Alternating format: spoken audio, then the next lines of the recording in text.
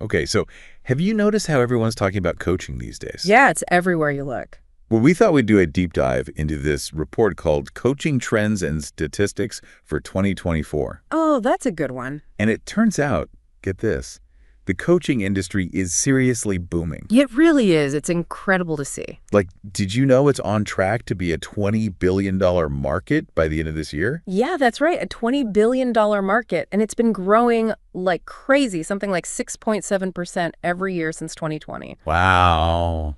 Coaching is definitely not just a fad. No kidding. Yeah. So $20 billion, that's a lot of people investing in themselves. For sure. Makes you wonder, have you ever thought about hiring a coach? Or maybe you know someone who has. It seems like everyone's either got a coach or is thinking about getting one. It's true. So what's driving this massive growth? Why is coaching suddenly so popular? Well, I think one reason is that people are realizing the value of investing in themselves, Whether it's for their careers or their personal lives, they're seeing that personal and professional development can really make a difference in their success and how happy they are. That makes sense. I mean, in today's world, things are changing so fast. Maybe people feel like they need some extra guidance to navigate it all. Right. Exactly. It's like having a personal trainer, but for your life and your career. Exactly. You got it. And you know what's really interesting? What's that? It's not just CEOs and executives who are hiring coaches anymore. The demographics are changing. Oh, really? Yeah, actually, like a quarter, 25% of coaching clients are now young people between 20 and 30 years old. Wow. That's a lot younger than I would have guessed. Why do you think that is? What's driving this trend among younger people? Well, I think it's a few things. For one, I think younger generations are entering the workforce with different priorities. They're looking for purpose in their careers, and they're more open to seeking help to achieve their goals. So they're realizing early on that a coach can give them an advantage. Exactly. They're not waiting until they're in a crisis or feeling stuck to seek out support. It's like they're getting ahead of the game. So we've got experienced execs on one end and ambitious young professionals on the other. What kind of coaching are they actually looking for? Well, the landscape is definitely changing. How so? It's expanding beyond just traditional executive coaching. I see. Although executive coaching is still a big part of the market, probably around 40%. Yeah, because companies are still investing a lot in leadership development. Absolutely. Strong leadership is essential for any company's success. But we're also seeing huge growth in other areas like, life coaching. Oh, yeah, life coaching. Everyone's talking about that. Demand for life coaching is up 15% from last year alone. Wow. So what are people looking for help with in life coaching? All sorts of things. Work-life balance is a big one. And, of course, relationships, personal growth, you name it. I can see why. It feels like everyone is so stressed out these days, trying to juggle work, family, and everything else. It's a lot. Yeah, it is. Maybe a life coach can help people find that, that balance and focus on their well-being. That's exactly what they're there for. And speaking of well-being, health and wellness coaching is another area that's exploding right now. Health and wellness coaching. Yep. It's seen like a 20% jump in demand. Interesting. I think it's part of a bigger trend. What do you mean? I think people are realizing that taking care of themselves mentally and physically is essential. It's not a luxury anymore. So we've got all these different types of coaching. Executive, life, health, and wellness. How are people actually connecting with their coaches these days? Is it all happening in person? It's actually mostly happening online now. Really? Yeah, around 75% of coaching sessions are virtual. Wow, I guess that makes sense in today's world. Yeah. It makes coaching accessible to anyone, anywhere. Exactly. But I wonder, is something lost when you move from in-person coaching to online? Can you still get that same human connection? That's a great question. And while there are definitely benefits to face-to-face interactions, I actually think virtual coaching offers some unique advantages too. Like what? Well, for one, it's often more convenient and flexible. People can fit it into their busy schedules more easily. It's true. And for some people, it might actually be easier to open up and be vulnerable online. That's interesting. It's funny how something like technology can actually make things feel more personal. It's true, So I think virtual coaching is really a game changer. It levels the playing field and opens up coaching to so many more people. Definitely. But you know what else I've been hearing about a lot lately? What's that? Group coaching. It seems like that's becoming more and more popular. Oh, you're absolutely right. Group coaching is definitely having a moment. Why do you think that is? I think people are craving that sense of community. Uh-huh. In group coaching, you get to connect with other people who are on similar journeys, learn from each other's experiences, and support each other along the way. So it's like a built-in support system. Exactly. It's powerful stuff. We're seeing about a 30% increase in group coaching participation this year. Wow. So with all this talk about coaching, the big question is, does it actually work? Well, the data suggests it does. How so? Client satisfaction rates are incredibly high, like around 85%. That's pretty impressive. It is. And clients report all sorts of positive outcomes, like, they feel more clear, more confident, they're achieving their goals, and overall, they just feel better. That's fantastic. So it's not just some feel-good trend.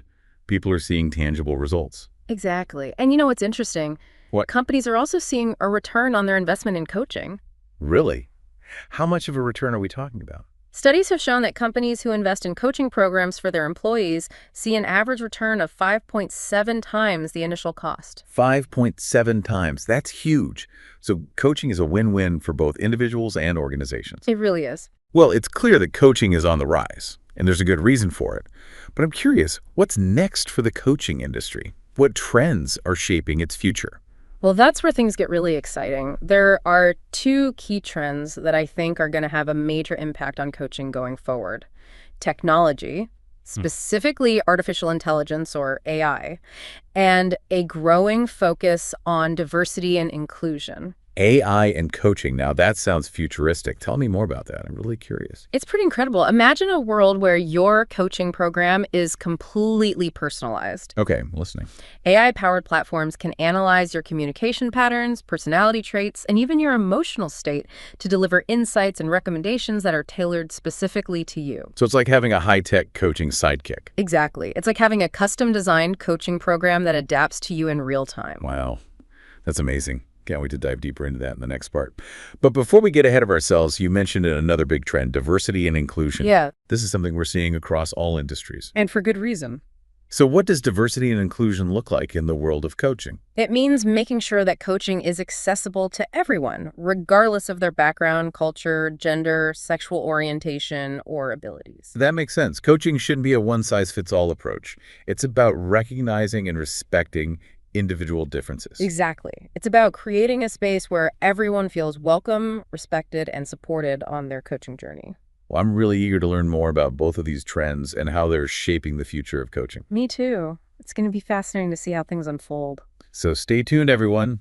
In part 2, we'll be exploring the world of AI and coaching and how technology is changing the game.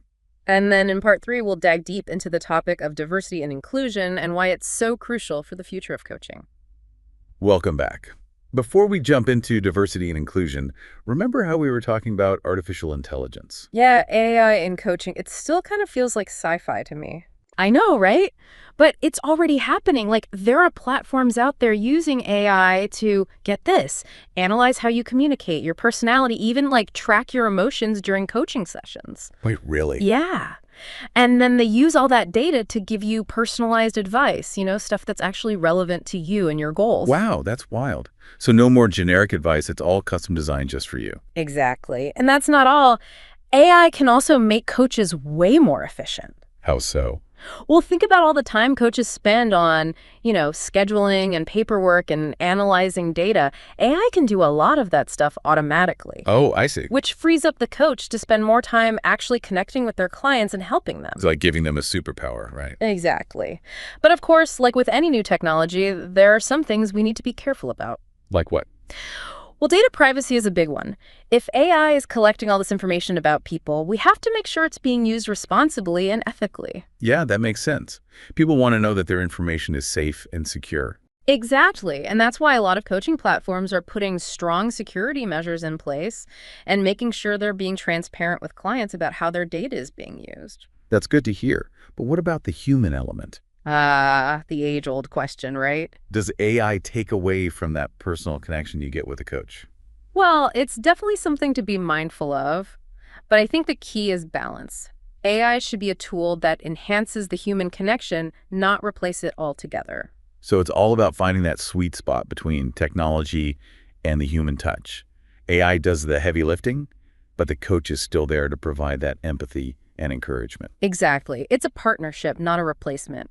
The best coaches will be the ones who can successfully integrate AI while still prioritizing that human relationship. Couldn't agree more.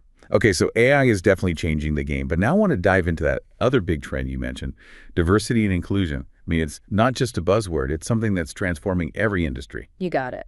And the coaching industry is no exception. So what does it actually mean to have diversity and inclusion in coaching? Well, it means making sure that coaching is truly accessible to everyone. Yeah. We're talking people from different backgrounds, cultures, genders, sexual orientations, abilities, you name it. It's about recognizing that everyone has something unique to offer. Absolutely. And it's about making sure everyone has the opportunity to benefit from coaching. So how do we actually make coaching more inclusive? Well, for starters, coaches need to develop cultural competence. Cultural competence? What does that even mean? It means going beyond just being aware of different cultures. Okay. It's about understanding how those cultural differences can shape people's values and beliefs and behaviors, even their communication styles. So it's not just about knowing that different cultures exist, it's about understanding how those differences can impact the coaching relationship. Exactly. A culturally competent coach knows that what works for one client might not work for another. They're sensitive to those nuances. So it's about tailoring the coaching approach to each individual client. Absolutely. And it requires coaches to constantly be learning and growing and expanding their understanding of different cultures. It sounds like a lifelong journey, not just a one-time training. It is, absolutely. Luckily, there are more and more resources out there to help coaches develop these skills. There are training programs and certifications specifically focused on cultural competence in coaching. That's encouraging. But it's not just up to the individual coaches, right? Organizations also have a role to play in promoting diversity and inclusion in coaching. 100%. They have to be on board too. It needs to be a top-down approach. So what can organizations do? Well, they need to create a culture that genuinely values diversity and inclusion at all levels. That means making sure coaching programs are accessible to all employees and that there are coaches available who understand the unique needs of their diverse workforce. So it's about creating an environment where everyone feels welcome, respected, and supported on their coaching journey, regardless of their background. Exactly. And that benefits everyone, both individuals and organizations. Well, for individuals, having a coach who gets them, who understands their cultural background, can make all the difference. It builds trust and creates a safe space for growth. Exactly. And for organizations, diversity and inclusion in coaching can lead to a more engaged and productive workforce. It brings new ideas and perspectives to the table. It can also lead to better decision-making because you have a wider range of viewpoints being considered. It's a win-win for everyone. So it's not just the right thing to do, it's also the smart thing to do. But I imagine it's not always easy for organizations to implement these kinds of changes. You're right. It can be challenging. I think one of the biggest hurdles is unconscious bias. We all have biases, even if we don't realize it. And those biases can affect our decisions without us even knowing it. So it's important to be aware of our own biases and to actively work on challenging them. Exactly. It's an ongoing process of learning and growth. Another challenge is creating a culture that truly embraces diversity and inclusion. It's not enough to just have policies in place. It requires a genuine commitment from leadership to create a workplace where everyone feels valued and respected. It's about creating that sense of belonging where everyone can thrive and reach their full potential. And it's not just about diversity of representation either. It's about diversity of thought. What do you mean? It's about creating a space where people feel comfortable sharing their ideas, even if those ideas challenge the status quo. So it's about fostering openness and curiosity and respecting different viewpoints. Exactly. Diversity and inclusion is an ongoing journey. It takes a real commitment to continuous learning, self-reflection, and challenging our own assumptions. Well said. This has been such an enlightening conversation. It's clear that coaching is evolving in some really exciting ways. It's more accessible, more diverse, and even more high-tech with the integration of AI. It's an exciting time to be involved in the world of coaching. I can't wait to see what the future holds. So we've spent all this time talking about coaching, but how does it affect you? Right. We should probably bring it back to our listeners and what they can take away from all of this. I mean, I don't know about you, but I gotta say, I'm pretty excited about the future of coaching. Yeah, me too. It's definitely a dynamic and evolving field. There's so much potential to make a real difference in people's lives. Exactly. That's what we've really been trying to show you in this deep dive. Coaching isn't just for CEOs or athletes. No. It's for anyone and everyone who's looking to grow, to learn, to achieve their goals, no matter what those goals are. Absolutely. Remember at the beginning when we first started talking about coaching? Yeah. I bet some of you had like a pretty specific image in your head of what coaching is and who it's for. Uh-huh. Well, hopefully we've kind of broadened that view a little bit. Definitely. We've seen how coaching is becoming more accessible, more diverse, even more high-tech, with AI coming into the mix. It's pretty cool how the industry is adapting and changing with the times, right? It really is. But at the end of the day, coaching is about change, isn't it? Yeah. Helping people navigate all kinds of change, face their challenges head on, and ultimately become the best versions of themselves. That's a great way to put it. So as we wrap things up here, think about what you're taking away from this conversation. Yeah, what are some key things our listeners can apply to their own lives?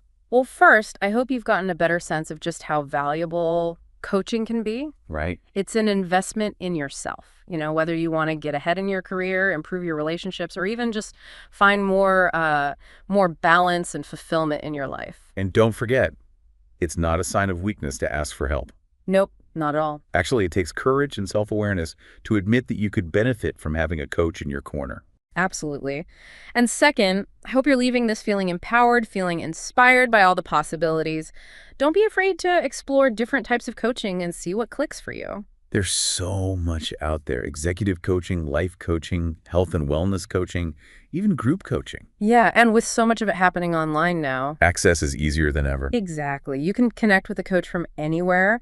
The most important thing is to find someone who you vibe with, someone who gets your values and your goals and, well, your personality. Great advice.